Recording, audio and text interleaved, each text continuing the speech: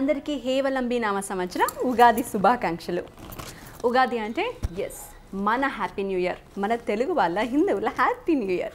So ఈ year అంతా కూడా మీరందరూ సంతోషంగా ఉండాలి అని ఆశిస్తూ, అసలు ఉగాది అంటే మనం ఏం వెయిట్ చేస్తూ ఉంటాం? మామిడి పళ్ళు. యాక్చువల్లీ ఉగాదికి ముందే ఈ మధ్య మామిడి పళ్ళు వచ్చేస్తున్నా, ఉగాది నుంచే మామిడి పళ్ళు తింటే మన ఆరోగ్యానికి మంచిది, ఉగాది నుంచి వచ్చే మామిడి పళ్ళు ఫుల్ ఫ్లెజ్డ్గా అన్ని రకాలుగా మంచివి అని తెలుసు. సో ఉగాది రాగానే ఎప్పుడెప్పుడు మామిడి పండు తిందామా, ఎప్పుడెప్పుడు దేవుడికి పెట్టేద్దామా అని మనం ఎదురు చూస్తూ ఉంటాం. అంతే యాంగ్జైటీగా ఎదురు చూసే ఇంకో విషయం మన పంచాంగ శ్రవణం. అసలు మన రాసులు ఇయర్ అంతా ఎలా ఉండబోతున్నాయి, మనకి మంచి జరుగుతుందా, చెడు జరుగుతుందా, చెడు జరిగితే దాన్ని ఎలా తట్టుకోవాలి, ఎలాంటి పూజలు చేయించాలి, మంచి జరిగితే హ్యాపీగా ఉంటుంది, ఇలాంటివన్నీ డౌట్లు మనకు వస్తూ ఉంటాయి. ఉగాది రోజు పూజ అవ్వగానే మనం టీవీ ఛానల్స్ ఆన్ చేసుకొని మన పంచాంగం వింటూ ఉంటాం కదండి. అందుకే ఈ హేవలంబి నామ సంవత్సరం మనకు ఎలా ఉండబోతుంది మీ అందరికీ తెలపడానికి పంచాంగ శ్రవణంతో ఈరోజు నేను వచ్చేసాను. బట్ మనకంత సీన్ లేదు కాబట్టి నేను చెప్పట్లేదు. మరి పంచాంగ శ్రవణం ఎవరు చేయబోతున్నారు? ఆధ్యాత్మికవేత్త, జ్యోతిష గురువులు డాక్టర్ సివిబి సుబ్రహ్మణ్యం గారు. ఆయన మన హైదరాబాద్లోనే టాప్ 10 ఆస్ట్రాలజర్స్లో ఒకరు. అదే కాకుండా పొట్టి శ్రీరాములు తెలుగు అకాడమీకి ఆయన హెడ్ ఆస్ట్రాలజర్. అదే కాకుండా మనం నిత్యం ప్రముఖ టీవీ ఛానల్స్ అన్నిట్లోనూ ఆయన్ని ప్రతిరోజు ఏదో ఒక ఆధ్యాత్మిక ప్రోగ్రాంలో చూస్తూనే ఉన్నాం కూడా. సో ఈరోజు ఆయన పంచాంగ శ్రవణం చేయబోతున్నారు. మనందరం విని మన రాసులు ఎలా ఉన్నాయి, ఫలితాలు ఎలా ఉన్నాయి తెలుసుకుందాం.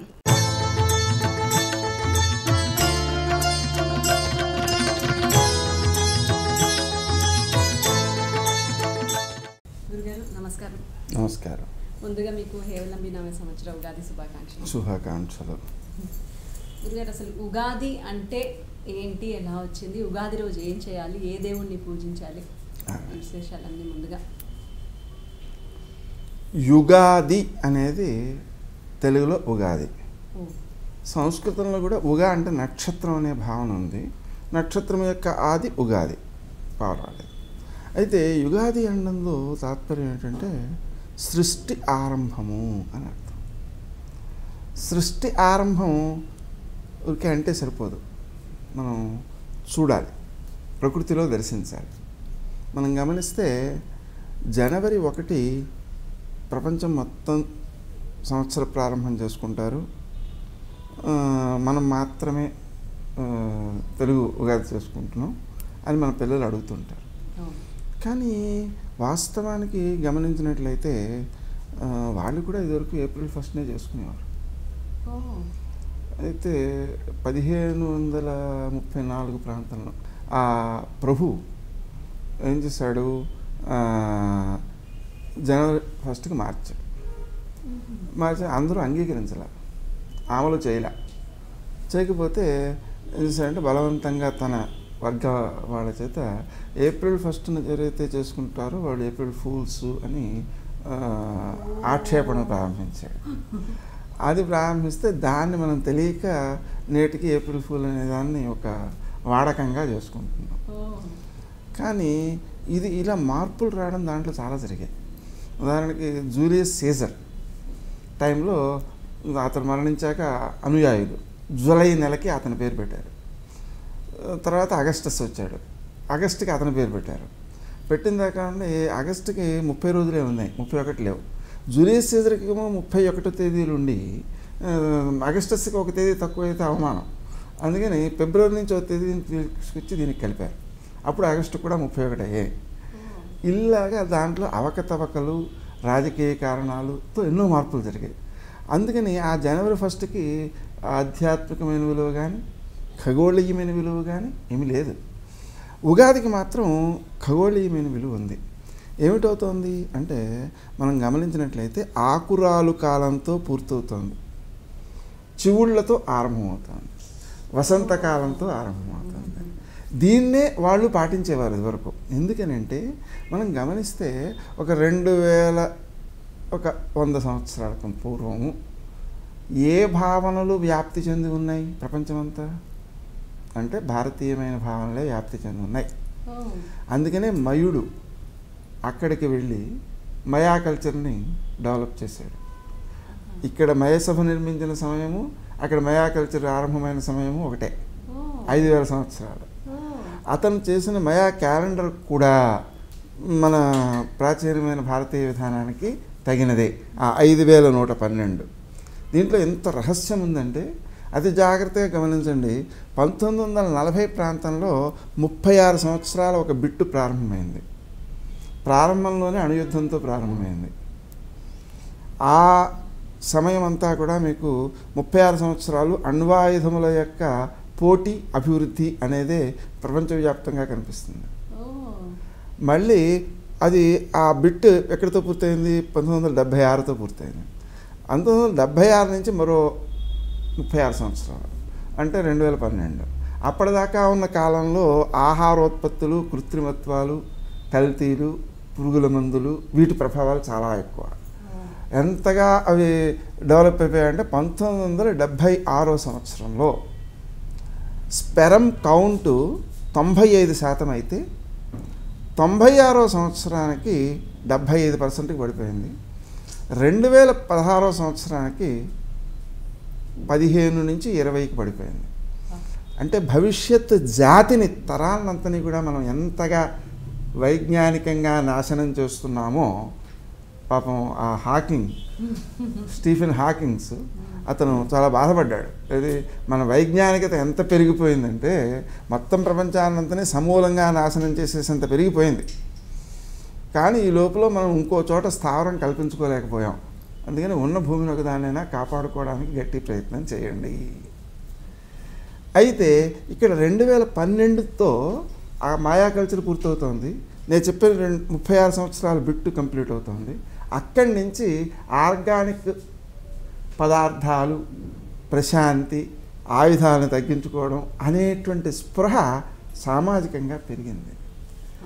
అంటే ఇది 36 సంవత్సరాలు కంటిన్యూ అవుతుంది. ఈ 36 అనే దాంట్లో కూడా 3 బిట్లు ఉన్నాయి, 12, 12, 12. ఈ 12 అనేటువంటిది చాలా ముఖ్యమైనది. ఎందుకని? గురుడు అనేవాడు 12 సంవత్సరాల్లో ఒక రాశిచక్రాన్ని పూర్తి చేస్తాడు. అదే విధం మనకు కైకేయి 14 సంవత్సరాలు అడిగినా, వీడు 13 సంవత్సరాలు అడిగినా కౌరవులు. దీంట్లో 12 లెక్క. మన చట్టం కూడా 12 సంవత్సరాలు ఒక వ్యక్తి ఒక ఇంట్లో ఉన్నాడు అంటే అది ఇచ్చారా సరే, ఆ వ్యక్తిదే ఆ ఇల్లు. అంటే అర్థం ఏంటి? 12 సంవత్సరాలు ఇది నాది అనే భావన కలిగితే నాదే, ఈ 12 సంవత్సరాలు నాది కాదేమో అనే భావన కలిగితే నాది కాదు. ఉదాహరణకి ఒక వ్యక్తి ఇంట్లో గడిపాడు, 12 సంవత్సరాలకు తిరిగి వచ్చాడు. 12 సంవత్సరాలు మనం చూడలేదు అతన్ని. ఆ వ్యక్తిని మనం ఇంట్లో చూడకూడదు, ఆలయంలోకి వెళ్ళి చూడాలి. ఆలయంలోకి ఎందుకు వెళ్ళి చూడాలి? ఆలయం అనేటువంటిది దాంట్లో గర్భగృహం ఉంది, గర్భాలయం ఉంది కదా. అంటే మళ్ళీ గర్భాలయంలో ప్రవేశించి బయటకు వచ్చినట్టు, గర్భంలో ప్రవేశించి బయటకు వచ్చినట్టు లాగా. ఈ 12కి అంత ప్రాముఖ్యం అనమాట. అయితే మొదటి 12లో ఏమవుతుందంటే ఆసక్తితో పెరుగుతుంది, రెండో 12లో కొంచెం అలవాటు పడిపోతుంది, మూడో 12లో విసుగొచ్చి ఆగిపోతుంది. ఇది క్రమం అన్నమాట. అందుకని ప్రతి అంశానికి కూడా ఈ 36 సంవత్సరాలు అనే బిట్ చాలా ముఖ్యమైనది. ఇది ఎంత గొప్పదంటే అలా 36 మనం వెనక్కి వెళ్ళినట్లయితే సుమారుగా 1700 సంవత్సరాలకు పూర్వం ఒక బిట్ వస్తుంది. ఆ బిట్టు కన్యా రాశిలో ప్రవేశం అన్నమాట. కన్యా అంటే వ్యాపారం. కాబట్టి ఆ 1700 సంవత్సరాలకు పూర్వం నుంచి ఏమవుతుంది అంటే ఆర్థిక ప్రయోజనాల కోసం యుద్ధాలు జరుగుతున్నాయి. అంత క్రితం యుద్ధాలన్నీ కూడా ధర్మం కోసం జరిగేవి, అక్కడి నుంచి వ్యాపారం కోసం జరుగుతున్నాయి. తర్వాత వ్యాపారస్తులు ఆక్రమించారు. ఇవన్నీ మనం చూసినట్లయితే రాజకీయంగా కూడా వ్యాపారాల యొక్క ప్రాముఖ్యం పెరిగిపోయింది. ఉదాహరణకి మనకు మేషం, వృషభం ఇత్యాది రాశుల్లో మిథునం అనేటువంటిది వైద్యానికి సంకేతం, కన్య అనేది వ్యాపారానికి సంకేతం, ధనుస్సు అనేది సత్యాన్వేషణకు ఆధ్యాత్మిక గురుత్వానికి సంకేతం, మీనం అనేది కవిత్వానికి సంకేతం. 10,000 సంవత్సరాలకు పూర్వం ఈ ధనుస్సులో విషువత్ పురుషుని యొక్క మూలాధార స్థానం ఉంది. ఆ సమయంలో ఇదే ఆ కవుల మీద, వైద్యుల మీద, వ్యాపారస్తుల మీద పడింది ప్రభావం. వాళ్ళు ముగ్గురు కూడా ఆధ్యాత్మికం కోసమే పాటుపడ్డారు. ఉదాహరణకి రామాయణం కథ రాస్తే తప్ప కవి కాడు. కవి వైద్యుడు వైద్యో నారాయణో హరి ఔషధం జాహ్నవీతోయం. దైవారాధన చేసి కానీ మందిస్తే పనిచేస్తుంది, దైవారాధన చేయకుండా చేస్తే పని లేదు. ఆ భావన. ఇటు వ్యాపారస్తుడు మీరు చూడండి, అత్యంత ప్రాచీన నగరం కాశీ, ఆలయం చుట్టూ షాపులే. అంటే వ్యాపారాలన్నీ ఆలయాన్ని ఆశ్రయించుకుని ఉండేవి.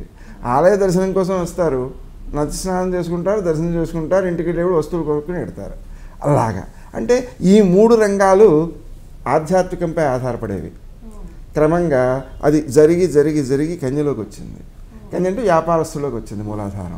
మూలాధారం వ్యాపారస్తులోకి వచ్చాడు. వ్యాపారస్తుడే అటు కవి మీద, ఇటు వైద్యుని మీద, ఇటు ఆధ్యాత్మిక గురువు మీద కూడా తన ప్రభావాన్ని చూపిస్తున్నాడు. ఈ 1700 సంవత్సరాల నుంచి ఆ ప్రభావం పెరుగుతూ వచ్చింది. ప్రస్తుతం వ్యాపారస్తులే పాలకులవుతున్న పరిస్థితి. ట్రంప్ను చూస్తున్నాం కదా. అంటే మనకి మొత్తం ప్రపంచంలో 85 మంది ఉన్నారటండి అత్యధిక సంపన్నులైన వ్యాపారస్తులు. వాళ్ళే 178 దేశాల యొక్క ప్రభుత్వాలను ఆడిస్తున్నారు. చట్టాలన్నీ వాళ్ళకు అనుగుణంగానే తయారవుతున్నాయి. ఇలాగైనా గమనించినట్లయితే గ్రహముల యొక్క గమనములు, సంవత్సరములు, వాటి ప్రభావములు ఎంత బాగా ప్రపంచం మీద ఉంటాయో అర్థమవుతుంది. ఆ క్రమంలో ప్రస్తుతం హేవలమనామ సంవత్సరం, ఇది 12 ఒక బిట్ అని చెప్పాను కదా. ఈ బిట్లలో ప్రభవ విభవ సంవత్సరాలు ఉన్నాయి. ఆ సంవత్సరాలలో ఆ బిట్లు కట్ చేసుకుంటూ పెడితే సరిగ్గా ప్రస్తుతం ఉన్నది 7వ సంవత్సరం, ఇంత క్రితంది 6వ సంవత్సరం. మీరు ఈ 6వ సంవత్సరాన్ని దుర్ముఖనామ సంవత్సరం అనమాట. 6వ సంవత్సరాన్ని కనుక గమనించినట్లయితే శత్రువులపై విజయం అనేది దాంట్లో ప్రధాన సంకేతం. అది మీరు గమనించి ఉండొచ్చు సమాజంలో. అదే ఈ దుర్ముఖనామ సంవత్సరంలో దేని మీద ప్రాధాన్యం వహిస్తుంది అంటే స్నేహ సంబంధాలను పెంచుకోవడంపై ప్రాధాన్యం వహిస్తుంది. అంతేకాకుండా ప్రేమ వివాహాలు పెరగచ్చు, వైవాహిక జీవనంపై శ్రద్ధ పెరగచ్చు, అంటే 7వ స్థానం అనమాట. అలాగే మనకు ఈ విదేశీయానాలు పెరగచ్చు. ఇంత క్రితం ఎక్కువ మంది అమెరికా వెళ్ళడానికి ప్రయత్నం చేసేవారు. విదేశీయానాలు అని బహువచనం వాడుతున్నాం కదా, అంటే వేరు వేరు దేశాలకు వెళ్ళడం అనేది ఇప్పుడు పెరుగుతుంది.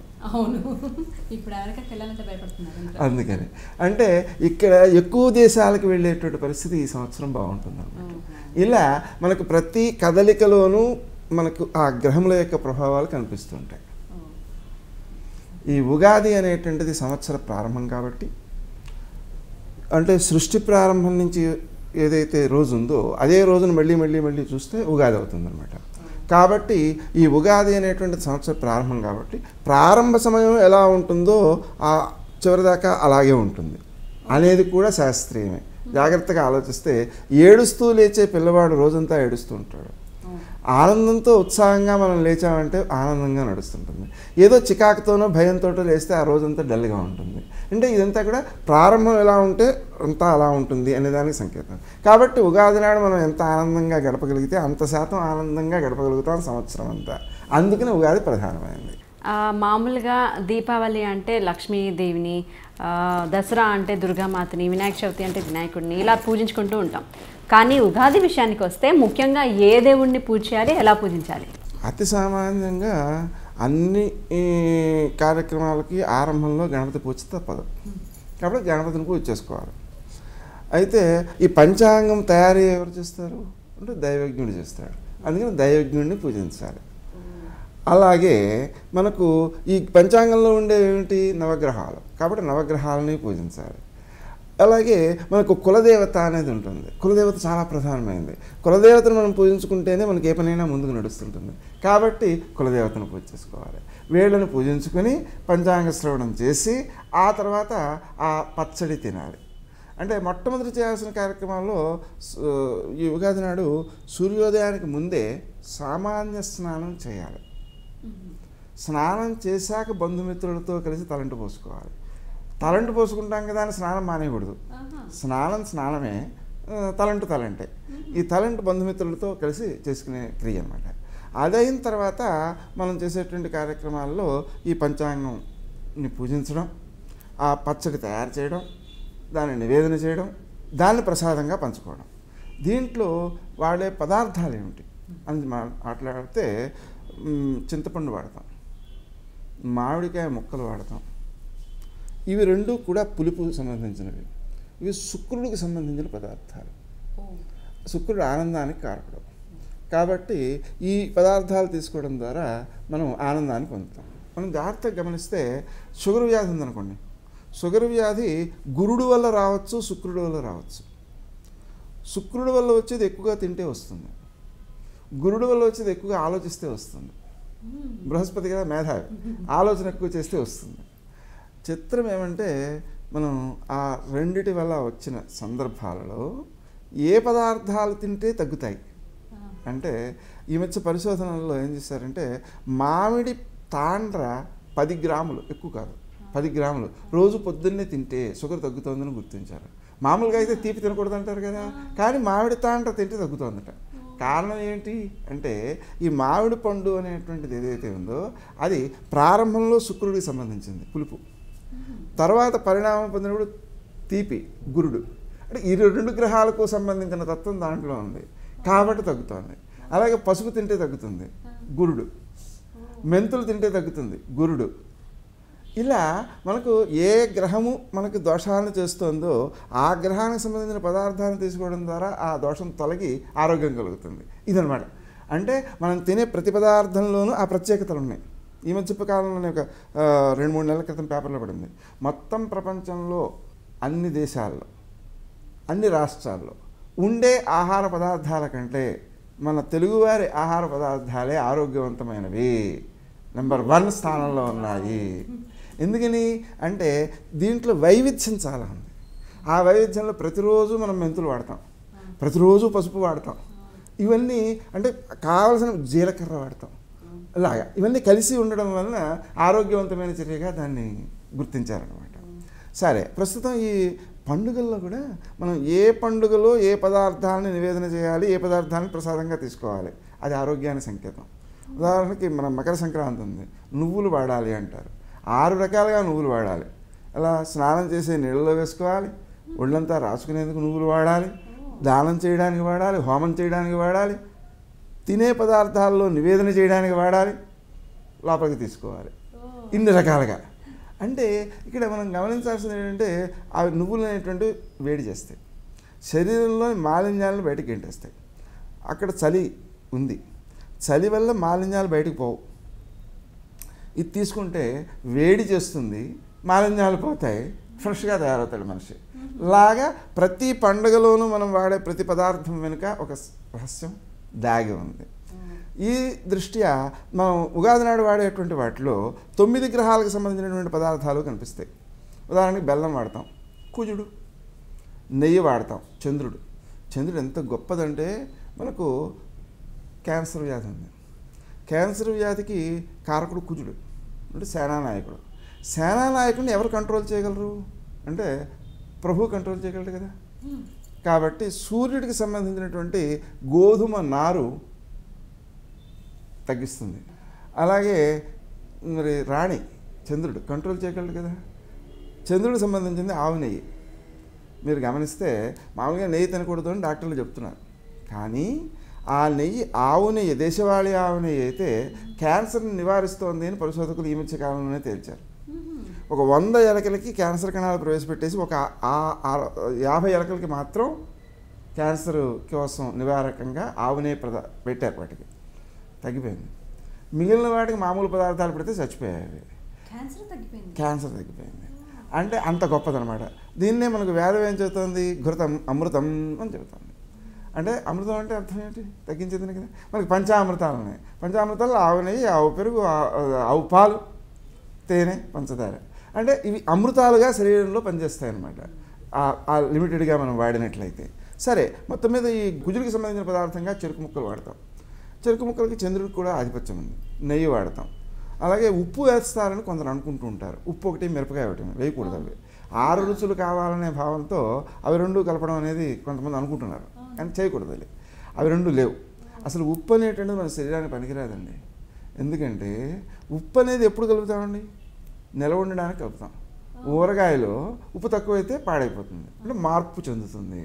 మనం ఊరగాయని ఈ ఉప్పుతో కలిపి మారకుండా చేసి లోపల వేస్తే లోపల మారుతుందా, మారదా?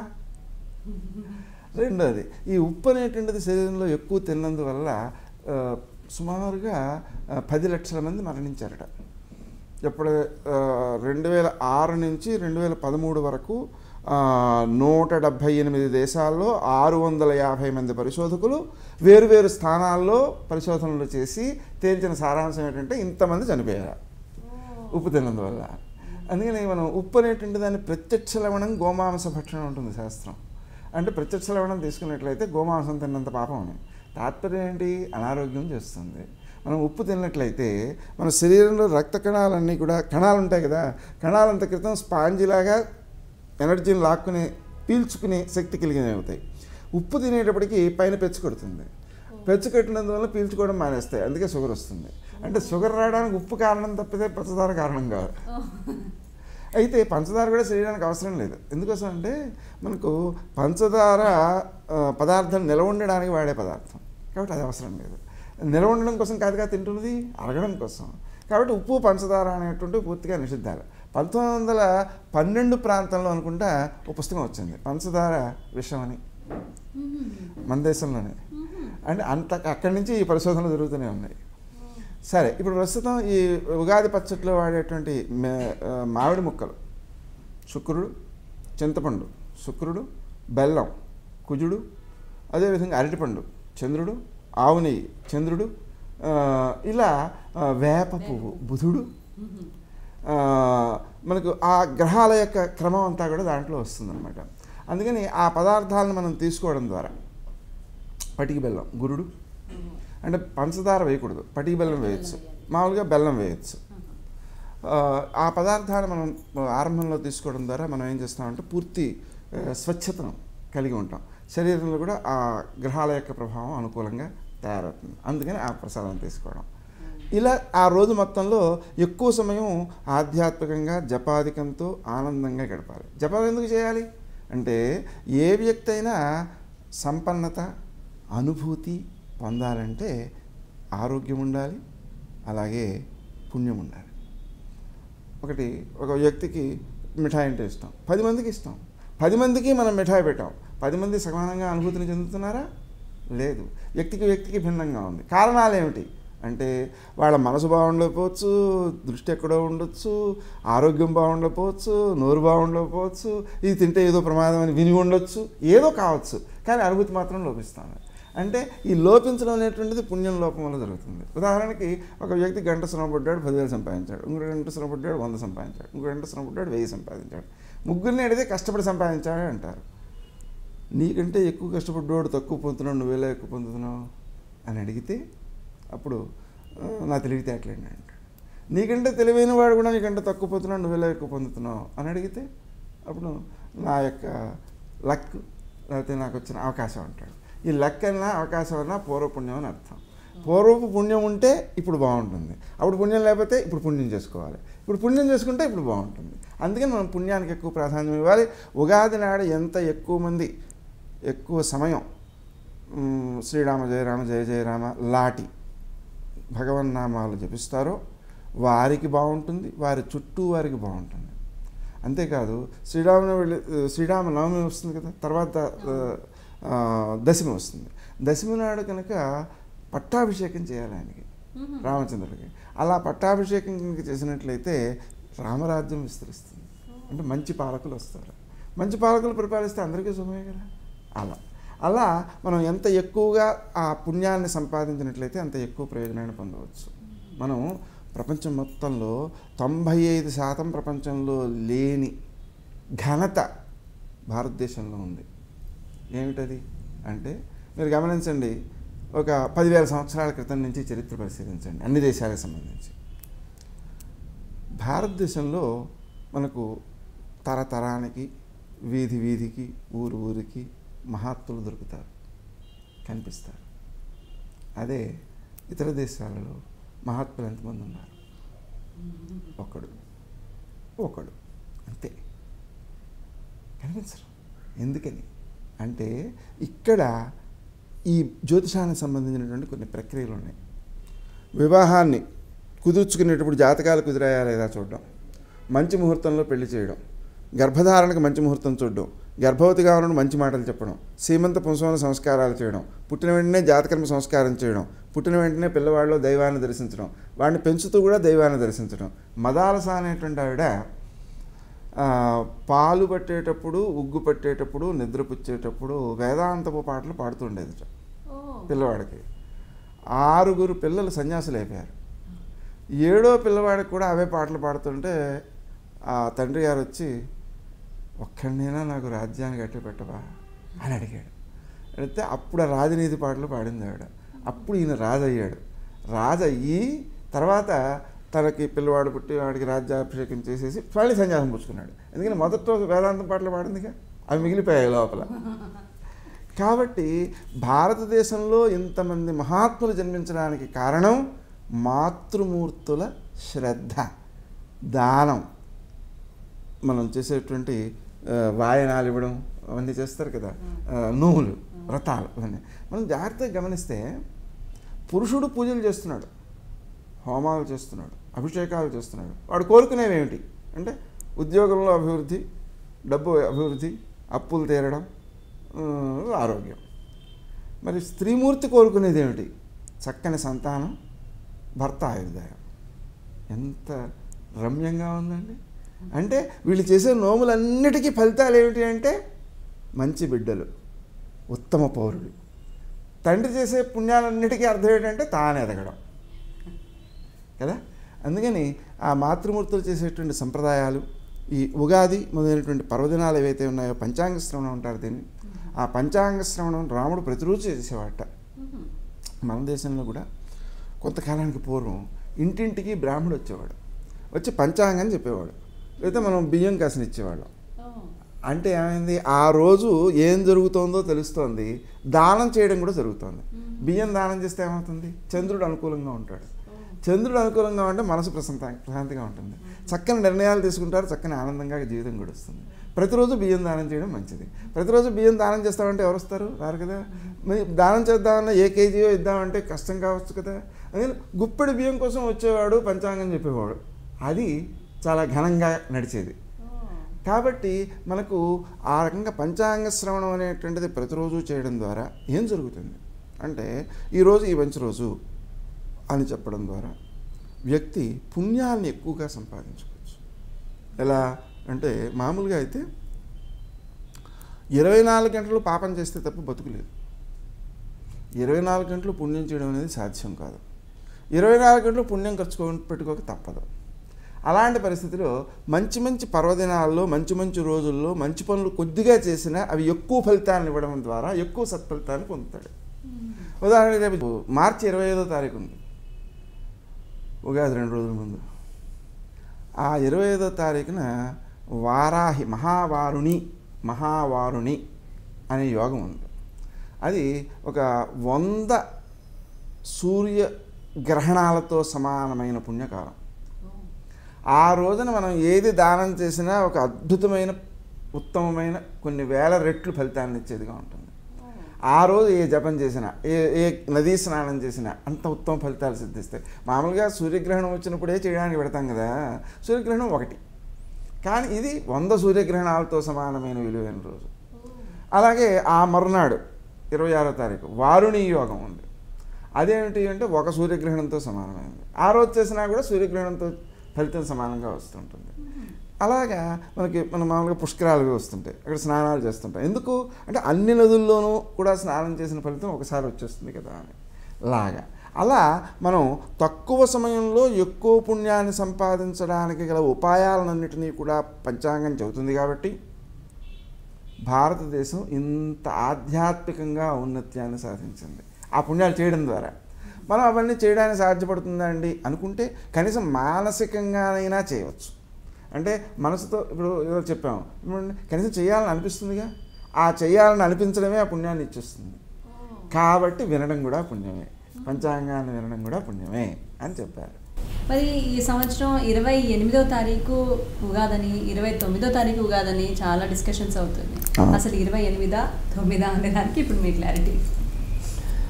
ఒక వాస్తవం ఏంటంటే, సూర్య సిద్ధాంతంలో ఒక శ్లోకం ఉంది. మనకు ప్రత్యక్షం జ్యోతిషం శాస్త్రం చంద్రార్కవు తత్ర సాక్షిణవు అంటారు. జ్యోతిషం ప్రత్యక్ష శాస్త్రం, సూర్యచంద్రులే దానికి సాక్షులు. సూర్యుడు సాక్షి అంటే ఏమిటి? మనకి ఎలా కనిపిస్తుంది అక్కడ? తిథి విషయంలో మనం చూడాలంటే ఏం కనిపించట్లేదే. పోనీ సూర్యుడు ఒక రాశిలోంచి ఒక రాశిలోకి ప్రవేశించినప్పుడు ఏమైనా కనిపిస్తుందా? లేదే. మరి ప్రత్యక్షం ఏంటి? ఇక్కడ రాశి ఇక్కడికే పూర్తవుతోందని ఎలా చెబుతాం? ఒకళ్ళు ఇక్కడ పూర్తవుతుందంటే ఒకళ్ళు ఇక్కడ పూర్తవుతుంది అంటున్నారు. మనకి సరిహద్దు రాళ్ళు ఉన్నటువంటి భూముల విషయంలోనే స్థలాల విషయంలో కేసులు నడుస్తూనే ఉన్నాయి, తేలటం లేదు. అటువంటి పరిస్థితుల్లో ఆకాశంలో ఏ రాళ్ళు లేవు కదా. అక్కడ ఇక్కడికే రాశి పూర్తయింది అంటే ఎవరి మాట నమ్మాలి? ఒకటి ఇక్కడికి అంటాడు, ఒకటి ఇక్కడికి అంటాడు కదా. కానీ అతను ప్రత్యక్ష సాక్షి ఎలా అవుతున్నాడు? మనకి మామూలుగా ఉత్తరాయణం అనేటువంటిది మకర సంక్రాంతి నాడు జనవరి 14న ప్రారంభమవుతుందని కొంత పంచాంగాలు రాస్తారు. కానీ దృగ్గణిత పంచాంగంలో మాత్రం డిసెంబర్ 22నే ప్రారంభమవుతుందని రాస్తారు ఉత్తరాయణం. ఆకాశంలోకి మనం చూస్తే, ఏమీ చదువుకోని వాళ్ళు కూడా చూస్తే ఉత్తరాయణం అనేటువంటిది ప్రారంభం కావడం డిసెంబర్ 22న అనే విషయం స్పష్టంగా తెలుస్తుంది. ఎండ పడుతుంటుంది కదా, ఆ ఎండ ఉత్తరాయణకి జరగడం ప్రారంభించాలి. నిన్నటి వరకు సూర్యుడు ఇలా వెళ్ళాడు కాబట్టి నీడ ఇలా పెడుతుంది, అంతే కదా. ఈయన ఇలా పెడితే నీడ ఇలా పెడుతుంది. అదే ఇటు ప్రారంభిస్తే నీడ ఇటు వస్తుంది, అంతే కదా. ఈ మార్పుని ప్రతి వ్యక్తి గమనించవచ్చు. అది డిసెంబర్ 22. అది దృగ్గణిత పంచాంగంలో రాస్తారు. అలాగే గ్రహణ సమయంలో తిథి యొక్క అంత్యభాగము గ్రహణం యొక్క మధ్య భాగము సుమారుగా దగ్గరికి రావాలి. ఈ విషయం కూడా సూర్య సిద్ధాంతంలో రాశారు. అంటే రేపు ఆగస్టులో ఒక గ్రహణం వస్తుంది. ఆ గ్రహణంలో గ్రహణం యొక్క మధ్య భాగానికి తిథి పౌర్ణమి పూర్తయిపోవడానికి దృగ్గణిత పంచాంగంలో అయితే ఒక 7-8 నిమిషాలు తేడా ఉంది.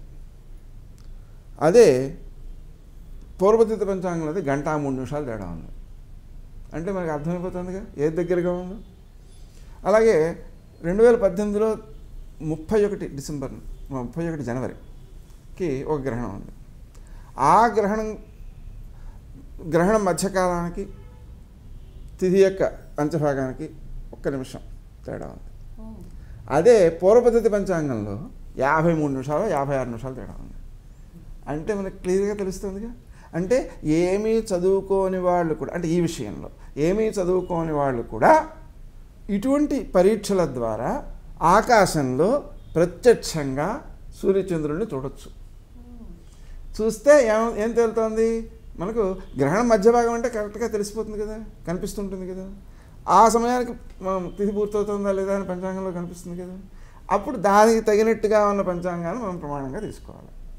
అన్నప్పుడు దృగ్గణిత పంచాంగమే ప్రమాణంగా తీసుకోవాలి. విశేషం ఏంటంటే, సాక్షాత్తు నెహ్రూ గారి టైంలో సుమారుగా 52 మంది 53తోనూ ఒక కమిటీ వేశారు పంచాంగకర్తలతో. వాళ్ళందరూ కూడా కలిసి ఒక నిర్ణయాన్ని తీసుకున్నప్పుడు కూడా ఏవో కొన్ని లోపాలు జరిగాయి. లేకపోతే 8 నిమిషాలు 1 నిమిషం తేడా ఎందుకు వస్తుంది కదా. అంటే అక్కడ కూడా కొన్ని లోపాలు జరిగాయి. కానీ మనకి దగ్గరగా ఉంది ఇది. అందుకని మళ్ళీ ఓ కమిటీ వేసి ఓ నిర్ణయానికి వస్తే అప్పుడు మళ్ళీ మనం ఆ కొద్ది నిమిషాలు మార్చుకోవచ్చు. కానీ ప్రస్తుతం ఉన్న వాటిలో మాత్రం దృగ్గణితమే చాలా దగ్గరగా కనిపిస్తుంది. అందువల్ల దృగ్గణిత పద్ధతిలో కనుక మనం చూసినట్లయితే 28వ తారీఖు ఉదయం 5 గంటల చిల్లరికి వెళ్ళిపోతుంది. సూర్యోదయం దాకా పాడ్యం ఉండడం లేదు. పాడ్యం లేనప్పుడు 29వ తారీఖు ఉగాది అయ్యే ప్రసక్తే లేదు. అందుకని 28వ తారీఖే ఉగాది. ఓకే, సో 28 49వ సంవత్సరం ఉగాది పండుగ అనమాట. అంతే. సూపర్, మంచి క్లారిటీ ఇచ్చేసారు. ఇప్పుడు కొంచెం సందేహాలన్నీ తీరిపోయాయి నాకు. ఓకే, బోల్డ్ అండ్ వాల్యుబుల్ విషయాన్ని తెలుసుకుందాం. మరి ఇప్పుడు పంచాంగ శ్రవణం. గురుగారు, మరి ఈ హేవలంబి నామ సంవత్సర పంచాంగ శ్రవణాన్ని మొదలు పెడదామా? పంచాంగ శ్రవణం అంటే ఈ సంవత్సరానికి రాజు రసాధిపతి కుజుడయ్యాడు. అయినందువలన కొంచెం ఈ ఉగ్రవాద ప్రభావాలు లాంటివి ఉంటూ ఉంటాయి. కుజుడు కదా, అందుకని. అలాగే మంత్రి శుక్రుడు అయినాడు, నీరసాధిపతి బుధుడైనాడు, సస్యాధిపతి నీరసాధిపతి రవి అయినాడు, ధాన్యాధిపతి శని అయినాడు, అర్ఘాధిపతి మేఘాధిపతి గురుడయ్యాడు. ఇలా మొత్తం మీద 4 ఆధిపత్యాలు శుభులకే పట్టాయి 9. 5 ఆధిపత్యాలు కొంత చెడ్డ వాళ్ళకు కూడా పట్టాయి, చెడ్డ గ్రహాలు కూడా పట్టాయి. దీన్ని బట్టి ఏమవుతుందంటే కొద్ది శాతం ఎక్కువగానే చేసేవాళ్ళు దుర్మార్గాలు చేస్తూ ఉంటారు. అయినప్పటికీ ముఖ్యంగా మంత్రి శుక్రుడు అయ్యాడు కాబట్టి ఆహ్లాదకరంగా అందరినీ ఆకట్టుకునే విధంగా మంచి మార్గంలో పెట్టడానికి ప్రయత్నాలు చేస్తారు. బాగానే ఉంటుంది. ఈ దృష్టికోణంలో ఈ సంవత్సరంలో మనకు ఈ కేంద్ర ప్రభుత్వం, రాష్ట్ర ప్రభుత్వం వీటిలో ఆర్థిక విషయాలైతే అనుకూలంగానే ఉంటాయి. అభివృద్ధి కార్యక్రమాలు ముందుకు నడుస్తాయి. అంతేకాకుండా సంక్షేమ కార్యక్రమాలు చాలా అధికంగా జరుగుతాయి. ఎందుకంటే ప్రజలకు ఎక్కువ మేలు జరుగుతుందని చెప్పారు. ఈ హేవలంబనామ సంవత్సరంలో ప్రజలకు ఎక్కువ మేలు జరుగుతుందని చెప్పారు. ఆ కారణంగా ఈ సంవత్సరం అంతా కూడా మనం ఆనందప్రదంగా ఉంటుంది అని భావన చేయవచ్చు. అయితే ఈ ఉగ్రవాద కార్యకలాపాలు అనేటువంటి వాటిని నిరోధించడం కోసం ఎక్కువ మంది శ్రీరామ జయరామ జయ జయ రామ రామ అనే మంత్రాన్ని కనుక జపించినట్లయితే మంచికి విజయం జరుగుతుంది, చెడ్డవాళ్ళు ఏం చేయలేరు లాగా అన్నమాట. ఎందుకంటే మనం ఇందాక అనుకున్నట్లుగా నేను చాలా ఇబ్బందుల్లో ఉన్నాను అన్నప్పుడు ఒక మిత్రుడు గుర్తొచ్చాడు. ఓపిక వచ్చింది. అతనికి ఒక్క ఫోన్ కాల్ చేస్తే పని అయిపోతుంది, సమస్య దాటిపోతాను అనే భావన కలిగింది, ఆనందం కలిగింది. ఇంతట్లో ఎవరో సాయం కోసం వచ్చారు. వస్తే వారికి సాయం చేశాను. అంటే ఇప్పుడు ఏమిటి జరిగింది? ఇంత క్రితంలో సమస్య ఏం పోలా, కానీ పోతుందనే భావన కలిగింది. దేనివల్ల? మిత్రుడి యొక్క స్మరణ వల్ల. ఇప్పుడు ఆలోచిద్దాం. ఏ వ్యక్తినైతే నేను స్మరించానో ఆ వ్యక్తి నుంచి నాకు ఎనర్జీ వచ్చింది, అతని నుంచి ఒక లక్షణం కూడా వచ్చింది, సాయం చేశానుగా. అందుకని అలాగా అఖిలాండకోటి బ్రహ్మాండ నాయకుడైనటువంటి భగవంతుడిని మనం స్మరిస్తే ఆయన ఎనర్జీలో 0.000000001% సంక్రమించిన ఆ అఖిలాండకోటి బ్రహ్మాండాల్లో ఒక చిన్న బ్రహ్మాండంలో అతి చిన్న సౌర కుటుంబంలో అతి చిన్న భూమిలో అతి చిన్న వ్యక్తిని నేను. నా యొక్క పెద్ద జీవితంలో సమస్య యొక్క స్థాయి ఆవగింజంత. ఈ చిన్న సమస్యను ఆ శక్తితో ఆ ఎనర్జీతో జయించటం పెద్ద సమస్య ఏం కాదు. కాబట్టి మనం ఆ స్మరణ చేయడం ద్వారా ఈ భౌతికమైనటువంటి ఉగ్రవాదము మొదలైనటువంటి సమస్యలన్నిటినీ కూడా పూర్తిగా జయించగలము అని మనం గుర్తించాలి. అందుకోసం చేయడం మంచిది. ఇక మొత్తంపై చూసినప్పుడు ప్రభుత్వాలు స్వార్థానికి అతీతంగా పనిచేయడం ప్రారంభిస్తాయి. ఎవరైతే కొంతమంది వ్యక్తులు స్వార్థాలకు లోబడి చెడ్డ పనులు చేయడానికి ప్రయత్నం చేస్తారో వాళ్ళు బయటపడతారు, చిక్కుపడిపోతారు. దాని ద్వారా ప్రజలకి మేలు జరుగుతుంది. అలాగా అంతేకాకుండా సుస్థిరమైన పాలన, ప్రజోపయోగమైనటువంటి పనులు చేపట్టడం, ఆర్థిక స్థితి ఇంతకంటే మెరుగుపడడం ఈ సంవత్సరం యొక్క ప్రత్యేకతలుగా గుర్తించవచ్చు. అందుకని మనం ఈ విషయాల్ని మాట్లాడుకునేటప్పుడు పంచాంగ శ్రవణంలో అతి ముఖ్యాంశం బ్రహ్మగారి యొక్క ఆయుర్దాయం. ఎందుకు తెలుసుకోవాలి అంటే ఒక చక్కని ఉపదేశం ఉంటుంది దాంట్లో. మనకి మామూలుగా సంవత్సరం అంటే ఏమిటో తెలుసు. ఇటువంటి సంవత్సరాలు 4,32,000 సంవత్సరాలు అయితే కలియుగం, దానికి రెట్టింపు అయితే ద్వాపరయుగం, 3 రెట్లు అయితే త్రేతాయుగం, 4 రెట్లు అయితే కృతయుగం, మొత్తం కలిపితే 43,20,000 సంవత్సరాలు. దీన్ని మహాయుగం అంటారు. ఇటువంటి మహాయుగాలు ఒక 71 గడిచిపోయినట్లయితే ఒక ఇంద్రుడు వెళ్ళిపోతాడు. 14 మంది ఇంద్రుడు వెళ్ళిపోయినట్లయితే బ్రహ్మగారికి ఒక పొగలవుతుంది. అంతే రాత్రి ఉంటుంది. మొత్తం కలిపితే ఒక రోజు. అటువంటి రోజులు 360 అయినట్లయితే ఒక సంవత్సరం అవుతుంది. అటువంటి సంవత్సరాలు 100 సంవత్సరాలు అయితే బ్రహ్మగారికి ఆయుర్దాయం పూర్తవుతుంది. ఆయన అంత ఆయుర్దాయం గలవాడు ఏం చేస్తున్నాడు అంటే ఋషులందరితోనూ కూర్చొని వేదాంతం చెప్పుకుంటున్నాడండి. తాత్పర్యం ఏంటి? అంత ప్రమాణం కలిగినటువంటి ఆయన ఆ పని చేస్తుంటే మన జీవితం ఎంత? మనం ఎలా సమయాన్ని వెచ్చించాలి? మన జీవితానికి లక్ష్యంగా మోక్షాన్ని ఎలా నిర్దేశం చేసుకోవాలి? ఆ మోక్షాన్ని సాధించడానికి ఆటంకమైనటువంటి అన్యాయ మార్గాలను ఆశ్రయించకూడదు కదా. ఈ జీవించే కొద్ది కాలము పుణ్యం సంపాదించుకోవాలి కానీ పాపం సంపాదించుకోకూడదు కదా. అందుకని ఆయన ఆయుర్దాయం మనం తెలుసుకుంటే మన యొక్క ప్రవర్తనను అనుకూలంగా మార్చుకుంటాం. మన ప్రవర్తన బాగుంటే ఏమవుతుంది అంటే మన చుట్టూ సమాజానికి అంతకీ మేలు జరుగుతుంది. ఈ మధ్యకాలంలో ఓ పరిశోధన జరిగింది లండన్లో. ఎవరైతే భక్తి విశ్వాసములకు లోబడి ఉన్నారో వారు తమ జీవితకాలంలో 95% పరోపకారానికి ప్రయత్నం చేస్తున్నారట, సమాజ శ్రేయస్సుకు ఉపయోగపడుతున్నారట. అసలైన పంచాంగ శ్రవణం అంటే ఏమిటి? పంచ అంగములు, తిథి, వారం, నక్షత్రం, యోగం, కరణం, ఈ 5 గురించి తెలుసుకోవాలి. హేవలంబనామ సంవత్సరం, చైత్రమాసం, శుక్లపక్షం. అయితే గత సంవత్సరానికి సంబంధించిన అమావాస్య ఉదయం 8:27 దాకా ఉంది. తర్వాత పాడ్యమి తెల్లవారుజామున 5:45 దాకా ఉంది. అంటే మరునాడు సూర్యోదయం 6:02 అప్పటిదాకా లేదన్నమాట. తర్వాత ఉత్తరాభాద్ర నక్షత్రం మధ్యాహ్నం 1:40 దాకా ఉంది. అమృతకాలం ఉదయం 9:12 నుంచి 10:41 వరకు ఉంది. అంటే ఆ సమయంలో చేసేటువంటి ఈ పచ్చడి తినడం లాంటివన్నీ కూడా అమృతంతో సమానమైన ఫలితాన్ని ఇస్తాయి.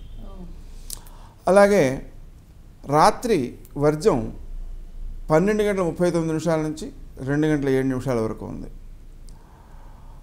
ఈరోజు చేసేటువంటి కార్యక్రమాల్లో వత్సరాది కాబట్టి తైలాభ్యంగం చేయాలి. అంటే మనం షాంపూతో తలంటి పోసుకోవడం తైలాభ్యంగం కాదు. ఒళ్ళంతా నూనె రాసుకుని, నువ్వుల నూనె రాసుకుని నలుచుకుని ఆ తర్వాత ఇంకుడికాయ రసంతోనే స్నానం చేయాలి. అది తలంటు స్నానం అవుతుంది. నిజానికి అది ఆరోగ్యం కూడా. తర్వాత ఈ తైలాభ్యంగం తర్వాత నింబ కుసుమ భక్షణం అంటే వేప పువ్వు మొదలైనటువంటి పచ్చడి తీసుకోవడం. అలాగే వసంత నవరాత్ర ప్రారంభం అంటే 9 రోజులు నవరాత్రులని చేస్తారు. అమ్మవారిని పూజించేవారు కొందరుంటారు, శ్రీరాముడిని పూజించేవారు కొందరుంటారు. అలా 9 రోజులు కూడా రామాయణ పారాయణ చేయడం లాంటి కార్యక్రమాలు చేస్తూ నవరాత్రాలు ప్రారంభించాలి. అలాగే ప్రపాదానం, ఇది చాలా ముఖ్యమైనటువంటిది. ఏంటంటే మంచినీళ్ళు కావలసిన వ్యక్తికి మంచినీళ్ళు అందించగలిగితే గొప్ప పుణ్యం అన్నమాట. అటువంటి ఆ ప్రపాదానం అనేది చలివేంద్రం పెట్టడం అనేది ఇక్కడ ప్రారంభమై సుమారుగా 2 మాసాల పాటు నడుస్తుంటుంది. అలాగే ఉదయం దుర్ముహూర్తం 8:29 నుంచి 9:17 వరకు ఉంది. రాత్రి దుర్ముహూర్తం 10:57 నుంచి 11:46 వరకు ఉంది. అలా దుర్ముహూర్త సమయాలను వినియోగించుకోకుండా మంచి సమయాలు వాడుకోవడం మంచిది. ఈరోజు చేయాల్సిన కార్యక్రమాల్లో కొత్త బట్టలను ధరించడం అనేది చాలా ముఖ్యాంశం. అంటే నూతన వస్త్రాభరణ ధారణం అని చెప్పి అంటారు. మనం ఈరోజు కనుక నూతన వస్త్రాభరణాలు ధరించినట్లయితే వాటికి లోటు ఉండకుండా సంవత్సరం అంతా ఆభరణాలతో ఉంటామన్నమాట. నిజానికి ఈరోజు ఆభరణం కొనుక్కుంటే మనం ఎక్కువ పొందగలుగుతాం. అదే వైశాఖ మాసంలో ఒకటి వస్తుంది, అదేంటి అక్షయ తదియ అని. అది దానం చేయాలి. దానం చేస్తే అక్షయ ఫలితం వస్తుంది. అంటే ఉగాది నాడు కొనుక్కుంటే మనం తరచుగా కొనుక్కుంటాం, కానీ అక్షయ తదియ నాడు కొనుక్కోవడం కాదు ముఖ్యం, దానం చేయడం ముఖ్యం. దానివల్ల అక్షయమైన మోక్షం వస్తుంది దానం చేసినందువల్ల. ఎందుకంటే ఆ బంగారానికి అక్షయత్వం ఉంది. మీరు ఏ పదార్థాన్ని నిప్పులో కాల్చినా దాని క్వాంటిటీ తగ్గిపోతుంది, కానీ బంగారం యొక్క క్వాంటిటీ తగ్గదు. ఎంత కరిగించామో అంత ఉంటుంది. అందుకని క్షయం కాదు కాబట్టి అది అక్షయం. అక్షయ తదియ నాడు దాన్ని దానం చేస్తే అక్షయమైన ఫలితాలు వస్తాయి. అది తర్వాత ప్రతి వ్యక్తి కూడా ఈ సంవత్సరానికి తాను ప్లాన్ చేసుకోవాలి, ఎలా నడవాలి. అలా ప్లాన్ చేసుకోవడానికి ఏం చేయాలి? ఉగాది నాడు ఈ సంవత్సరంలో ఉండేటువంటి గ్రహస్థితులన్నీ చూడాలి. తన యొక్క వ్యక్తిగతమైన జాతకం కూడా చూసుకోవాలి. చూసుకుని తగినటువంటి దోష నివారణ చర్యలు చేసుకుంటే ఇబ్బందులు తగ్గిపోతాయి. ఉదాహరణకి పెద్దలు చెబుతుంటారు, అరే ఆ చెరువులో దగ్గర పాకుడు ఉంది అని. ఎందుకు చెబుతున్నారు అంటే వాడు దిగేటప్పుడు జాగ్రత్తగా దిగుతాడు అని. అంటే దిగడం మానేయడం చేయకపోయినా దిగేటప్పుడు కొంచెం కాలు ఆంచి జాగ్రత్తగా నడుస్తాడు, జారిపోకుండా. అది ఆ విషయం తెలియకపోతే జారి పడతాడు, ఎక్కువ ఇబ్బంది కలుగుతుంది దానివల్ల. అందుకని మంచి సమయంలో మంచి పనులు చేయడం కోసం మంచి సమయం కానప్పుడు జాగ్రత్తగా ఉండడం కోసం ఈ విషయాలన్నీ తెలుసుకోవడం ధర్మం అన్నమాట.